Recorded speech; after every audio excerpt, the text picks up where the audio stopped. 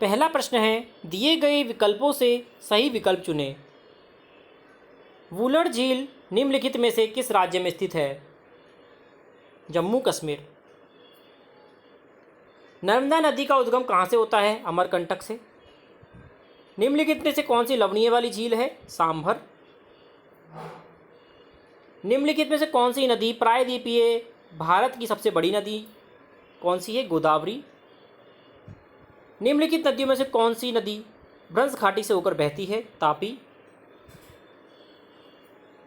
अगला है, निम्नलिखित प्रश्नों के उत्तर संक्षेप में दीजिए। जल विभाजक का क्या कार्य है? उदाहरण दीजिए।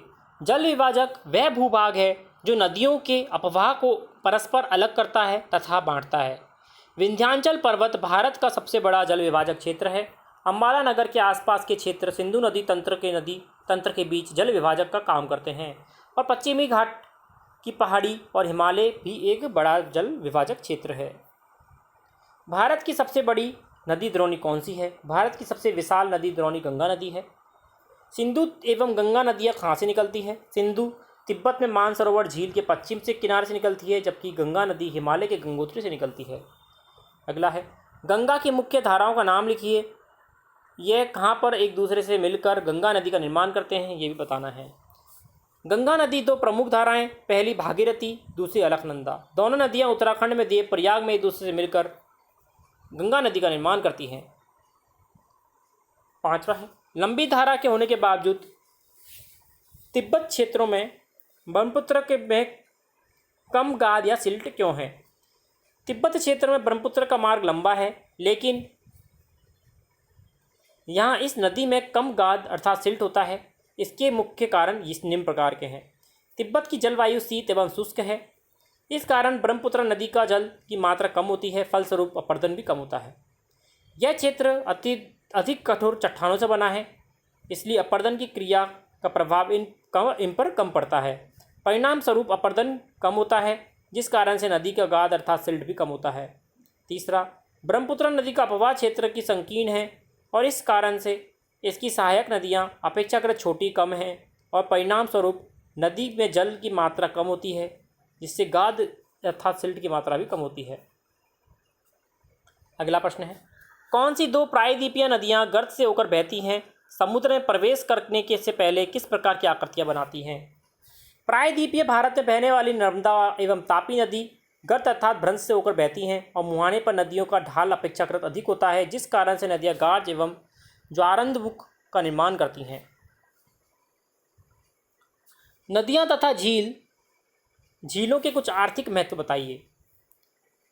आर्थिक महत्व कुछ इस प्रकार से हैं। पहला, नदी एवं झीलों का जल प्राकृतिक संसाधनों का उदाहरण है जो मानव के अनेक क्रियाकलापों के लिए अनिवार्य है। यही कारण है कि मानव की सभ्यताएं जल नदियों के किनारे बसी हुई है। नदियों पर बांध बनाकर कई प्रकार से लाभ लेते हैं। नदियों से नहर निकलकर सिंचाई की जाती है, जिससे कृषि का उत्पादकता बढ़ती है। नदियों का जल पेयजल के लिए उपयोग में लिया जाता है। ऊंचाई से जल को गिराकर टरबाइन चलाकर विद्युत को उत्पन्न करते हैं।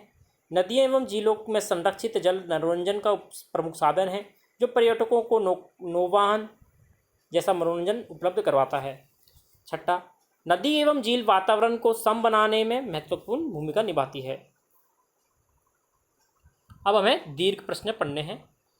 नीचे भारत की कुल झीलों को नाम दिया गया है, उन्हें प्राकृतिक और मानव झीलों में हमें वर्गीकृत करना है। हम कर दिया है। अब देखिए, पहली है प्राकृतिक झील कौन कौन सी हैं? वुलर, डल, नैनीताल, भीमताल, लोकताक, बारापानी, चिल्का, सांबर और पोलिकत। अब मानव निर्मित है गोविंद सागर, राणा प्रताप सागर, निजाम, नागार्जुन और हीराकुंड। हिमालय तथा प्रायद्वीपीय नदियों के मुख्य अंतर स्पष्ट करें। हिमालय पर्वत से निकलकर भारत के मैदानों बहने वाली नदियां हिमालय की नदियां और प्रायद्वीपीय पठार से निकलने वाली बहने वाली प्रायद्वीपीय नदी के नाम से जाना जाता है। पहले देखते हैं हिमालय की नदियां।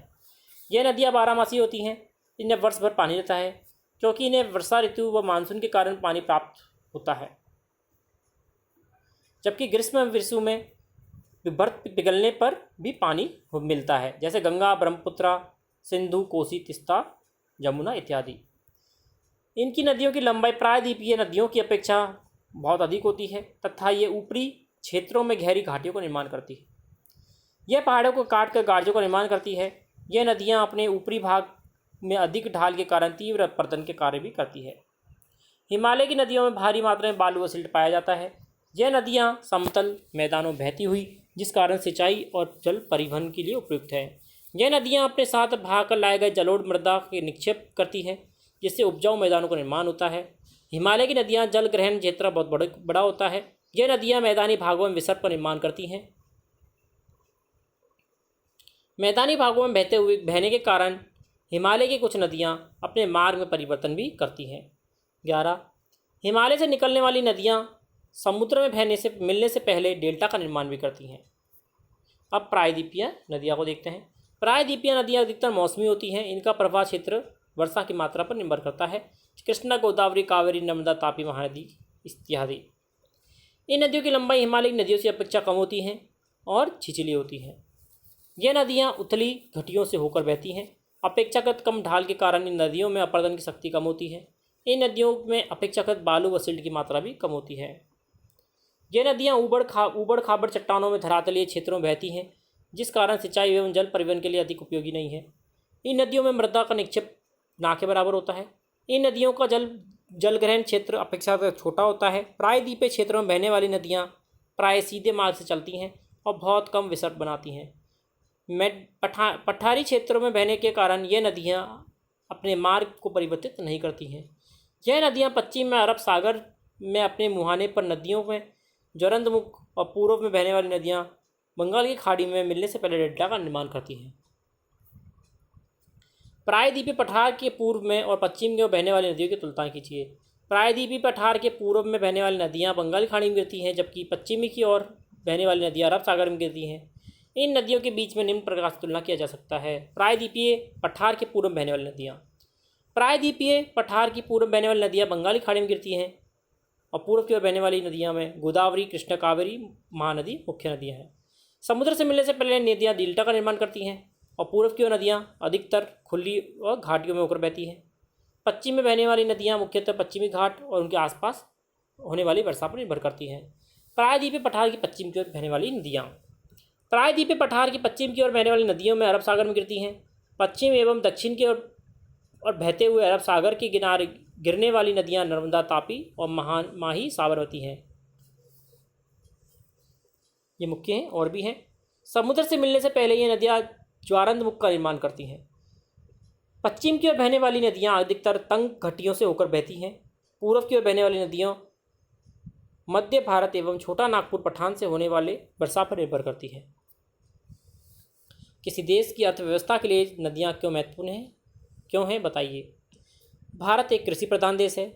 यहाँ की मुख्य अर्थव्यवस्था कृषि पर निर्धारित है। कृषि के लिए जल एक महत्वपूर्ण कारक है और नदियाँ जल का एक प्राकृतिक स्रोत है। साथ ही नदियाँ उपजाऊ मैदानों का निर्माण करती है। देश की अधिकांश जनसंख्या इन्हीं मैदानों पर बसा हुआ है। इसके अलावा नदियों पर बांध बनाकर उद्योगों एवं अन्य उपयोगों के लिए विद्युत एवं पानी भी उपलब्ध कराया जाता है। साथ ही बड़े बड़े शहरों के लिए पेयजल की सुविधा उपलब्ध इन्हीं नदियों से संभव हुई है। साथ ही नदियों में बांध पर्यटकों को अपनी ओर आकर्षित भी करते हैं।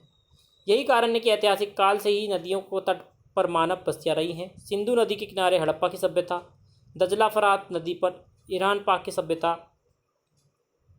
नील नदी के तट पर मिस्र की सभ्यता इसके उदाहरण देखे जा सकते हैं। यही कारण है किसी भी देश की अर्थव्यवस्था के लिए नदियाँ महत्वपूर्ण हैं।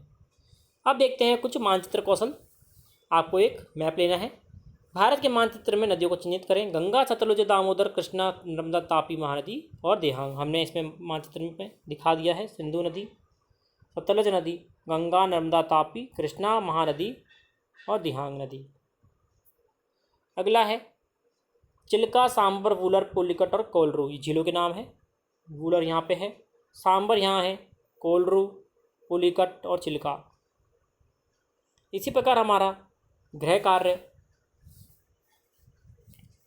जो हमने लास्ट में किया है, आपका अभ्यास कार्य, और हमने चैप्टर भी पूरा किया है। इसी प्रकार जुड़े रहिए चैनल के साथ और चैनल को लाइक करें, सब्सक्राइब करें, शेयर करें। धन्यवाद।